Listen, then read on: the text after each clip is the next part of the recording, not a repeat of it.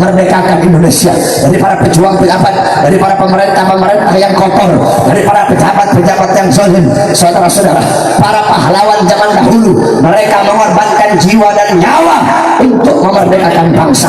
Kalau pejabat-pejabat sekarang mereka mengorbankan bangsa, mengorbankan negara, mengorbankan rakyat demi kepentingan perut dan partainya. Betul? Saudara-saudara sekalian yang dimuliakan oleh Allah, waktu itu belum ada tentara, waktu itu belum ada polisi, belum ada Indonesia, belum ada negara, belum ada pemerintahan, belum ada anggota dewan, belum ada presiden. Yang ada para ulama, para santri, pondok-pondok pesantren, majelis-majelis taklim, majelis-majelis ilmu, para kiai, para ulama, para santri. Mereka berjuang, mereka bersatu untuk mengusir para penjajah dari tanah Indonesia. Saudara-saudara, ulama dan santri terdahulu malam mereka pegang pulpen, malam basah diri mereka dengan air mata kerinduan kepada Allah.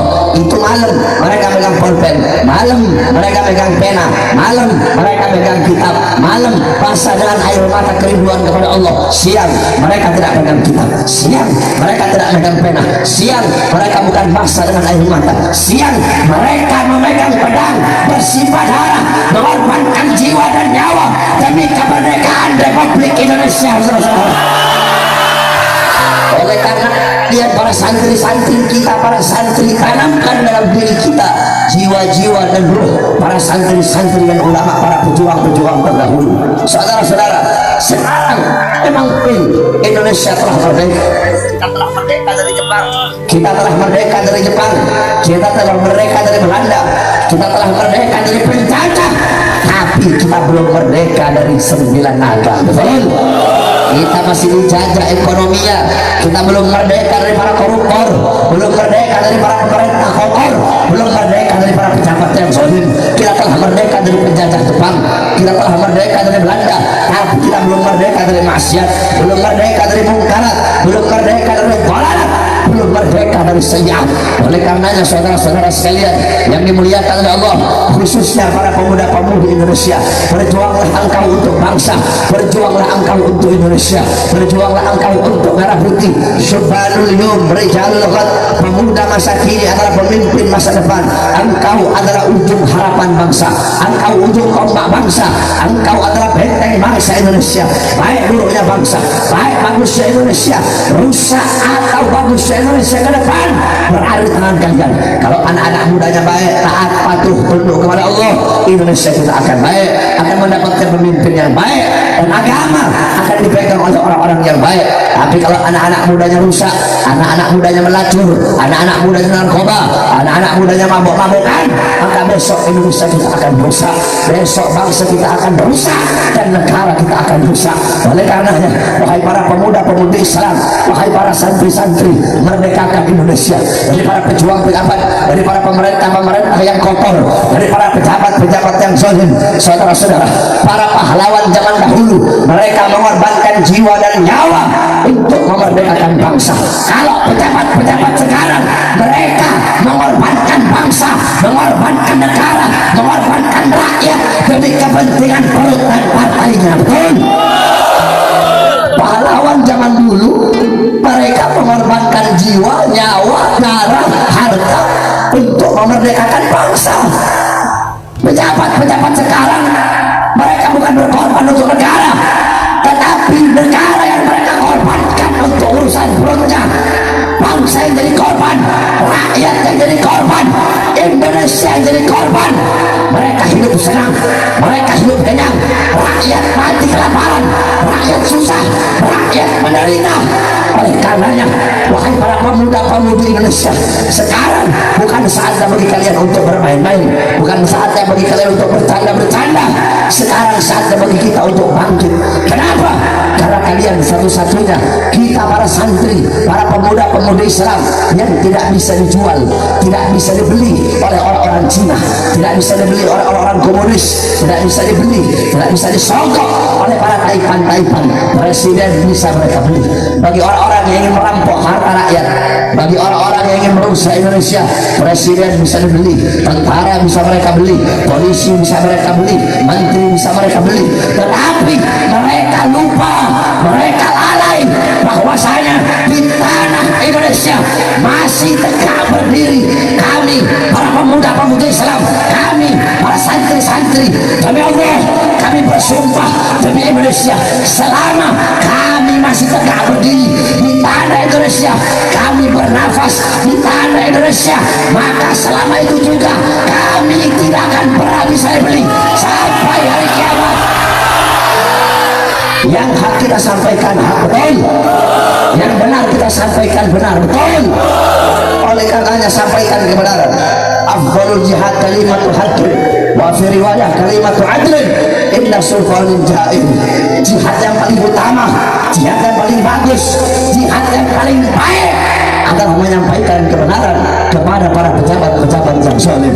Oleh karenanya wahai para pemuda-pemudi Islam, jangan pernah engkau takut, bersatu, berkorban untuk Indonesia ke depan, agar besok 2019 kita mendapatkan pemimpin yang baik, pemimpin yang adil, pemimpin yang amanah.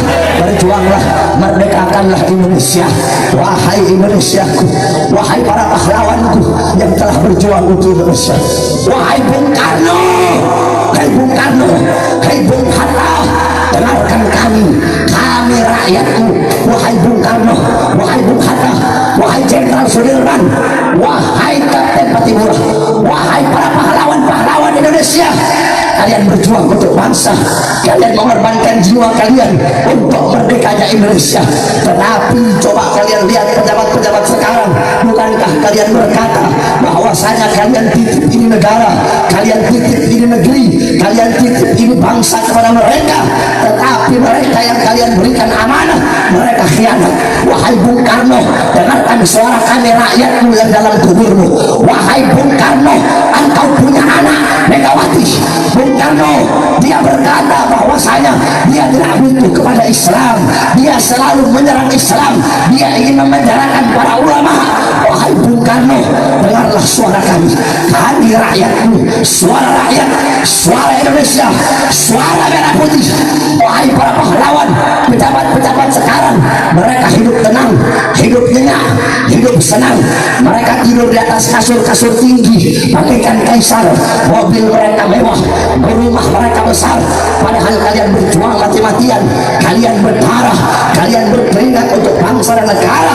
Tetapi coba kalian lihat, mereka orang-orang yang mengaku sebagai penerus kalian, mereka pejabat-pejabat sekarang, mereka biarkan rakyat kelaparan, mereka biarkan rakyat mereka pengangguran, tenaga kerja mereka impor dari asing, utang semakin banyak, mereka jual bangsa, mereka jual rakyat, mereka jual aset-aset negara, mereka jual kekayaan alam Indonesia. Wahai Indonesiaku, wahai merah putihku, demi Allah, demi Allah, bebaskanlah dirimu. Wahai merah putih, bebaskanlah dirimu dari maksiat, dari mungkarat, dari para koruptor, dari para pejabat-pejabat yang zalim. Wahai Garudaku, merdekakanlah dirimu, bebaskan dirimu dari cengkraman sang naga. Wahai Garuda, terbanglah engkau meninggi di tempat yang tinggi, tunjukkan keperkasaanmu. Wahai Garuda, engkau dibuat oleh Sultan Syarif Hamid Al-Gadri sebagai lambang keperkasaan, sebagai lambang kekuatan, sebagai lambang yang tinggi. Saya Indonesia lambang Garuda yang bikin Sultan Hamid Al-Gadri sebagai beliau adalah orang soleh, cucunya ulama. Kenapa dibikin lambang Garuda? Sebagai bukti akan ketinggian Indonesia, keperkasaan Indonesia, kekuatan Indonesia. Sekarang Garuda telah dibeli oleh siapa? Oleh sang naga. Garuda dicengkram oleh sang naga. Oleh karenanya kita pemuda-pemudi Islam harus kita bebaskan Garuda kita, Indonesia kita, merah putih kita dari para taipan-taipan kotor yang bisa membeli aparat-aparat pemerintah. Wahai merah putihku, wahai merah putihku, kami anak-anak bangsa, malam hari ini kami merayakan 17 Agustus, kami bersumpah demi Allah, selama darah kami masih merah, tulang kami masih putih, merah putih, maka selama itu juga kami akan terus berjuang mengorbankan jiwa dan nyawa kami untuk bangsa dan rakyat Indonesia. Saya tanya semua pemuda-pemudi Islam yang hadir di sini, siap hancur demi Indonesia? Jawab yang keras, siap hancur demi Indonesia? siap binasa demi Indonesia, siap susah asal bangsa senang, siap susah asal bangsa senang, siap jatuh miskin asal bangsa kaya, siap jatuh miskin asal bangsa kaya, siap mati asal bangsa hidup, siap berdarah, siap hancur, siap berkorban. Allahu Akbar, Allahu Akbar. Indonesia merdeka, merdeka, merdeka, merdeka. Seperti inilah cara mengenang jasa pahlawan. Seperti inilah cara merayakan bersyukur dengan hari kemerdekaan. Ini banyak orang-orang sekarang mengenang jasa pahlawan gini doang. Baca Fatihah, tahlil, baca Yasin, Al-Fatihah ila Ruh Jenderal Sudirman, Siril Fatihah. Begitu mengenang jasa pahlawan, bukan gitu. Oleh karenanya saudara-saudara, ini Indonesia merdeka karena para ulama, betul? Bahkan sampai bendera merah putih. Kenapa sampai sekarang kalau 17 Agustus bendera merah putih dipajang di depan rumah? Kenapa? Pertama kali itu adalah Al-Habib Ali bin Abdul Habsyi Kuitang. Habib Ali bilang sama muridnya, lihat, Soekarno telah memproklamirkan kemerdekaan Indonesia. Coba lihat benderanya warna apa? Merah putih. Maka Habib Ali Kuitang berkata, sebarkan kepada seluruh masyarakat Jakarta untuk mengibarkan bendera merah putih di depan rumahnya masing-masing. Guru Mansur Tambora, beliau kibarkan bendera merah putih. Beliau ulama sepuh zaman dulu, keberaniannya luar biasa. Waktu Jepang menjajah Indonesia, ketika itu saudara-saudara, banyak dari para ulama ustadz kiai yang disuruh nyembah matahari. Semuanya nurut, kalau enggak bakal dibunuh. Tetapi ada dua ulama disuruh nyembah matahari, tetap gak mau nyembah. Sampai-sampai dua ulama ini ditaruh pedang samurai Jepang yang tajam di sini. Tetap mereka gak mau menyembah matahari. Siapa dua orang itu? Habib Salim bin Ahmad bin Jindan dan Guru Mansur Tambora. Sampai-sampai dalam riwayat manakibnya Habib Salim, ini yang kegores karena ditaruh samurai di sini. Ayo sembah matahari. Tetap mereka tidak mau menyembah matahari. Habib Ali Kuitang memerintahkan agar semua orang rakyat Jakarta khususnya dan umum untuk meletakkan, mengibarkan bendera merah putih. Habib Ali bin Husain Al-Attas, beliau orang susah, ulama yang zuhud, beliau kibarkan bendera merah putih. Cuma tak punya bendera merah putih, beliau ambil sorbannya warna putih. Dicari-cari sorban merah nggak ada, adanya gorden, diambil tuh gorden merah, dijahit jadi merah putih, dikibarkan depan rumahnya. Habib Salim bin Jindan, depan rumah ditaruh merah putih. Datang orang tanya, Habib, ngapain kok taruh bendera merah putih? Udah, kamu jangan banyak tanya, ikut pakai taruh bikin bendera merah putih depan rumah kamu. Begitu besar perjuangan mereka, begitu luar biasa pengorbanan mereka untuk bangsa dan rakyat Indonesia. Indonesia merdeka sebab mereka, sebab para ulama, sebab para santri. Tetapi sekarang mereka para pejabat-pejabat zalim, pejabat-pejabat kotor yang merasakan menghirup kemerdekaan dengan sebab perjuangan para ulama, justru mereka menangkap para ulama, menghinakan para ulama. Oleh karenanya ini Indonesia negeri keramat. Di dalam perut Indonesia ditanam, dalam perut Indonesia banyak para wali-wali Allah yang terkubur dalam perut Indonesia. Makanya Indonesia, kalau ada yang mau hancurkan Indonesia, akan Allah hancurkan lebih dahulu. Ada yang macam-macam sama Indonesia, akan Allah hinakan lebih dahulu. Mudah-mudahan Allah jadikan Indonesia negara yang baik. Allah berikan pemimpin yang baik, pemimpin yang adil. Amin amin rabbal alamin. Terakhir, sebelum saya tutup, sedikit ingin saya sampaikan. Kemarin ada seorang ustadz-ustadzan, ustadz goblok, ustadz bodoh, ustadz tolol. Sekarang banyak ustadz instan namanya.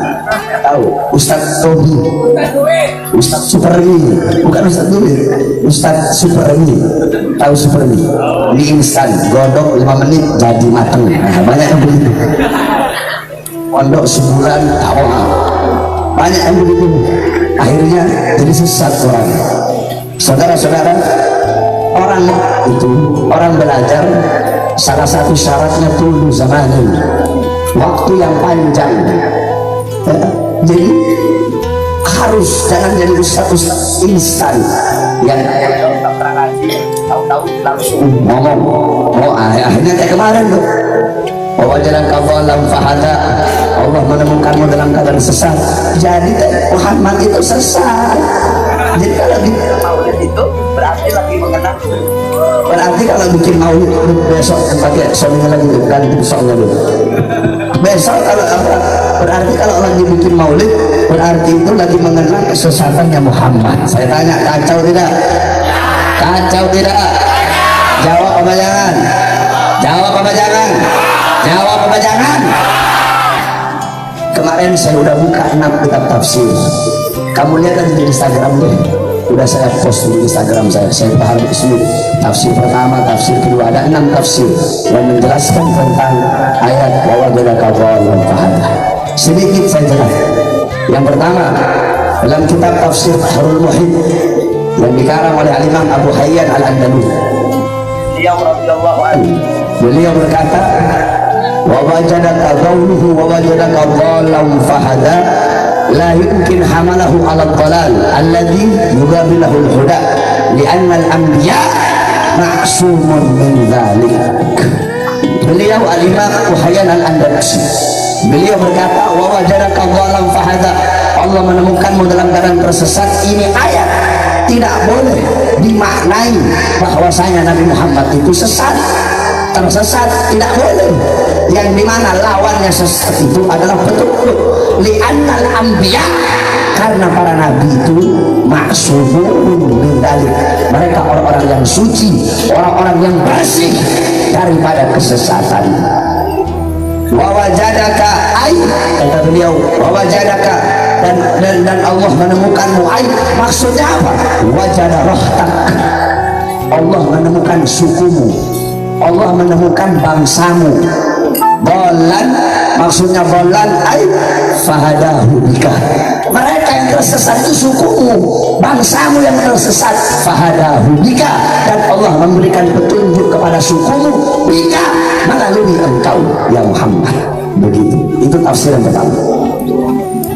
Tafsir yang kedua, dalam tafsir Madarikut Tanzil karangan Imam Abdul Barakat Al-Imam An-Nasafi, qauluhu wa wajadaka dhalan fahada la yajuz an yafhama, beliau bilang tidak boleh untuk memaknai ini ayat bidhalal, tidak boleh memaknai ini ayat dengan kesesatan, bahwasanya Nabi Muhammad itu sesat, yakni udulu an haqqin, yakni Nabi Muhammad itu melenceng dari kebenaran, melenceng dari kebenaran, wa wuqu'i fi ghayyin, bahwasanya Nabi Muhammad itu terjatuh dalam kesesatan. La yajuz, tidak boleh memaknai ini ayat seperti itu, kata beliau. Tidak boleh memaknai ini ayat Nabi Muhammad itu melenceng dari kebenaran, wa wuqu'i an ghayyin, dan Nabi Muhammad itu terjerumus jatuh dalam kesesatan. Tidak boleh. Kenapa? Li'annal anbiya ma'sumun qabla nubuwwati wa ba'da nubuwwati, karena para nabi, karena para rasul, mereka itu orang-orang yang suci sebelum masa kenabian dan sesudah kenabian. Wa hum ma'sumun min sifatil jahli, wa hum ma'sumun, dan mereka orang-orang yang suci daripada kebodohan, min sifatillah wa tauhidi, daripada bodoh akan sifat-sifat Allah dan bodoh akan tauhid kepada Allah. Jadi nabi dan rasul mereka akhir dalam keadaan beriman kepada Allah, yakni dalam tafsir Imam Jamaluddin, nasya'u bulidu wa nasya'u alal iman wa tauhid, mereka para rasul, mereka itu dilahirkan, wa nasya'u, dan mereka itu tumbuh alal iman, atas keimanan, wa tauhid, dan tauhid, wa hum ma'sumun min ibadatil authan, dan mereka orang-orang yang bersih, orang-orang yang suci daripada penyembahan berhala, wa qadurat yahlul fiski wal isyan, dan mereka orang-orang yang suci, orang-orang yang bersih daripada orang-orang yang bergaul dengan orang-orang fasik dan orang-orang yang suka bermaksiat. Dalam tafsir yang lain dikatakan bahwasanya qauluhu wa wajadaka dhalan, Allah menemukanmu dalam keadaan tersesat, al-murad yakni al-murad laisa ittiba'ul batil. Maknanya, maksudnya di sini laisa al-murad bil dhalal ittiba'ul batil, bukanlah maksud sesat di sini Nabi itu mengikuti kebatilan, bukan. Li'anal anbiya ma'sumun minal isyraq, karena para nabi, para rasul, mereka orang-orang yang suci daripada kesyirikan. Fa Rasul sallallahu alaihi wasallam dan Nabi Muhammad SAW qabla nubuwwatihi, sebelum masa kenabiannya, mu'minan bi rabbih wa mu'taqidan bi tauhidih. Nabi Muhammad adalah orang yang telah beriman kepada Allah sebelum datang kenabian. Beliau telah beriman dan beliau adalah orang yang memegang kuat keyakinan tauhid kepada Allah Subhanahu wa taala. Dalam tafsir yang lain, qaul wa wajadaka dhallan, yakni wa wajadaka khamilan la tu'raf wa la tudhkar, yakni Allah menemukanmu wahai Muhammad dalam keadaan khamilan.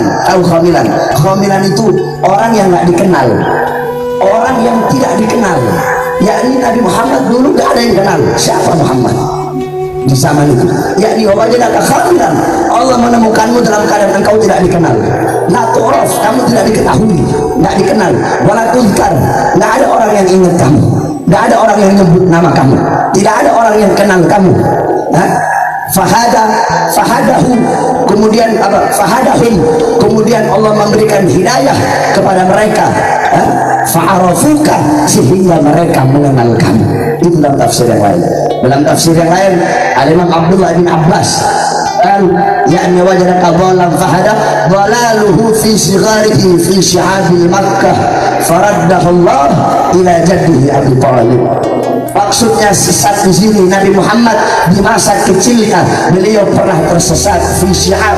Syi'ab itu jalan yang naik, syi'ab jalan bukit, jalanan yang berbukit. Syi'ab namanya fi syi'abil Makkah, di jalan bukit Makkah.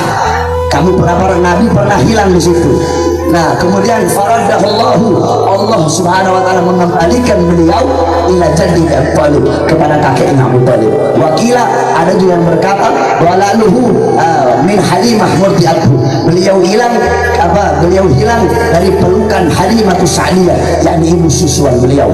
Dan dalam tafsir, ini yang paling sahih, dalam tafsir Ma'alimut Tanzil Al-Imam Baghawi, kami para habaib dari semua tafsir yang paling kami berpegang teguh yaitu tafsir Ma'alimut Tanzil karangan Imam Baghawi.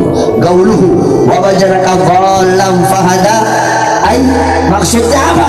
Diceritakan kamagala Sa'id ibn Musayyib, sebagaimana berkata Sa'id ibn Musayyib, karena Rasulullah sallallahu alaihi wasallam, ada pada satu waktu Nabi Muhammad sallallahu alaihi wasallam kharaja ila Syam, beliau keluar ke Syam bersama pamannya yaitu Abu Thalib fi qafilah Maisarah ghulamul Khadijah.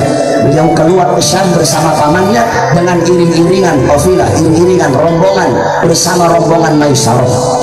Nah, dzatal lailah ulama, pada satu malam itu malam yang sangat gelap. Fahuwa raqibun naqah, dan Nabi Muhammad ketika itu mengendarai onta betina, an-naqah, onta betina. Faja'a iblis, di satu malam yang gelap itu tiba-tiba datang iblis, tiba-tiba datang iblis. Fa'akhadha zimaman naqah, kemudian iblis mengambil zimam, tali kekang itu onta. Jadi tali kekang itu onta diambil sama iblis. Adalahu anil tariq, yakni iblis ingin menyesatkan Nabi dari jalan. Jadi Nabi lagi jalan bersama kakeknya. Nah, tali kekang ini onta diambil sama iblis. Jadi ini onta mau dibelokin, mau disalah jalanin, mau disesatin sama iblis. Faja'a Jibril, kemudian datang Jibril alaihissalam. Fanafakha Jibril wa iblisa, kemudian Jibril meniup iblis. Jadi iblis ditiup sama Jibril. Nafkhatan waqa'a minha ila apa? Waqa'a bihi ila al-Habasyah, yang dimana dengan tiupan itu membuat iblis jatuh terlempar sampai ke negeri Habasyah. Faraddahu ila al-kafilah, kemudian Jibril mengembalikan Nabi Muhammad kepada kafilah, kepada rombongan Maisarah. Ini maksud daripada ayat wa wajadaka dhallan fahada. Jadi nggak mungkin Nabi itu sesat, nggak mungkin. Ini Ustaz goblok, makanya belajar tafsir, jangan asal-asalan ya. Makanya mondok, yang sok-sokan, udah goblok nggak tahu dan kalau dirinya goblok. Makanya dikatakan rajulun arba, laki-laki itu ada 4. Perhatikan, laki-laki itu ada 4, manusia itu ada 4. Pertama, rajulun yadri wa yadri annahu yadri. Yang pertama adalah seorang laki-laki yang tahu dan dia tahu kalau dirinya itu tahu. Jadi laki-laki pertama ini dia pinter, alim, pinter, dan dia tahu kalau dirinya itu pinter. Fadzaka alim, ini orang alim. Ini orang, ikuti yang pertama, orang yang tahu dan dia tahu kalau dirinya tahu. Yang kedua, rajulun yadri wala yadri annahu yadri. Yang kedua, seorang laki-laki yang tahu tapi dia tidak tahu kalau dirinya itu tahu. Jadi dia ini alim, berilmu, tapi dia nggak sadar kalau dia itu berilmu. Fadzaka ghafil, ini orang lalai, orang yang lupa, lagi tidur, bangun dia, kamu itu berilmu, dakwah. Nah, yang ketiga, rajulun la yadri wa yadri annahu la yadri. Laki-laki yang ketiga, laki-laki yang bodoh, dia nggak tahu tapi dia sadar tahu kalau dirinya itu tidak tahu. Jadi bodoh tapi sadar kalau dirinya bodoh. Sadar kamu mustarsyidun, ini orang yang butuh petunjuk, maka kasih dia petunjuk. Nah, yang keempat ini, yang keempat siapa? Rajulun la yadri wa la yadri annahu la yadri. Orang bodoh, orang goblok, tolol, tapi dia nggak tahu kalau dirinya bodoh, nggak tahu kalau dirinya tolol, nggak tahu kalau dirinya goblok. Mungkin Ustaz kemarin itu masuknya yang keempat ini, saudara-saudara. Kalau kata santri, jahil murakkab, goblok yang tersusun. Dibilang batu bukan batu, bukan batu. Terus apa tuh? Hajar, fokal hajar, batu di atas batu. Nah, itu. Makanya dikatakan ahlakan nas rajulani, yang bisa mencelakakan manusia itu ada 2 orang. Siapa? Nisfu tabibin wa nisfu alimin. Dokter yang setengah-setengah sama orang alim yang setengah-setengah. Kayak itu alim setengah-setengah, ini sok-sok alim. Rajula ahlakan nas rajulani, yang bisa mencelakai manusia 2 orang. Siapa? Pertama nisfu tabibin, setengah-setengah dokter, setengah enggak. Kenapa bisa mencelakakan manusia? Takutnya salah kasih obat, nanti orang sakit kepala dikasih pil KB. Orang sakit perut nanti dikasih obat sakit kepala. Terus salah diagnosa. Kenapa? Setengah-setengah ilmu kedokterannya. Ya, orang sakit jantung dibilang sakit lambung. Akhirnya banyak orang sekarang mati bukan gara-gara penyakit, gara-gara apa? Gara-gara kepikiran. Padahal nggak sakit. Berapa banyak dokter-dokter yang tukang bohong. Perempuan harusnya hamil bisa normal, cuma dibikin jadi sesar. Banyak terjadi. Harusnya bisa normal. Kalau normal kan nggak dapat duit banyak mereka, paling 1 juta. Kalau sesar bisa dapat 20 juta. Akhirnya apa? Bohong. Oh, ini bayinya kelilitan pusat. Oh, ini bayinya ngungsang. Ini bayinya ketubannya ini begini-begini. Alah, banyak bohongnya. Ya, dokter yang setengah-setengah. Yang kedua, nisfu alim, yang bisa mencelakakan manusia, orang alim yang setengah-setengah ilmunya. Kenapa? Dikhawatirkan bisa menyesatkan orang. Kayak kemarin tuh, wajadaka dhalam fahada. Ya, Allah menemukanmu dalam keadaan tersesat, kemudian Allah berikan petunjuk. Nah, dia bilang apa? Oh, Muhammad itu sesat. Saya nisfu alim. Ya? Kalau kata saya bukan nisfu alim, jahil, tidak ada alim-alimnya itu orang kayak begitu. Oleh karena mudah-mudahan Allah berikan hidayah, Allah beri petunjuk. Dan saya wasiatkan, saya bukan ulama, bukan, saya santri, sampai sekarang tetap santri. Ya? Nah, para ulama, para habaib, para kiai, jangan pernah malu untuk berkata wallahu a'lam. Jangan pernah malu untuk berkata aku tidak tahu. Idza sulila amma lam ta'lam. Kalau engkau ditanya satu pertanyaan kemudian engkau tidak tahu, kamu nggak tahu jawabannya, jawab la adri, saya nggak tahu. Atau jawab wallahu a'lam, Allah yang maha tahu. Daripada kamu jawab asal-asalan, gengsi. Kalau nggak jawab gengsi, jangan gengsi. Imam Nawawi udah bilang, kalau ada orang alim yang berkata wallahu a'lam idza su'ila amma lam ya'lam, ada orang alim dia berkata Allah yang maha tahu, atau berkata aku tidak tahu, ketika ditanya suatu masalah dia tidak tahu, kemudian dia jawab aku tidak tahu, itu tidak akan menjatuhkan derajatnya. Bal hadza dalilun, tapi itu adalah dalil, itu adalah bukti yang menunjukkan atas ketinggian ma'rifatnya. Imam Malik pernah ditanya 95 pertanyaan, apa 90 pertanyaan kalau nggak salah. Ditanya 90 pertanyaan, dia cuma jawab 5. Sisanya beliau jawab apa? Wallahu a'lam.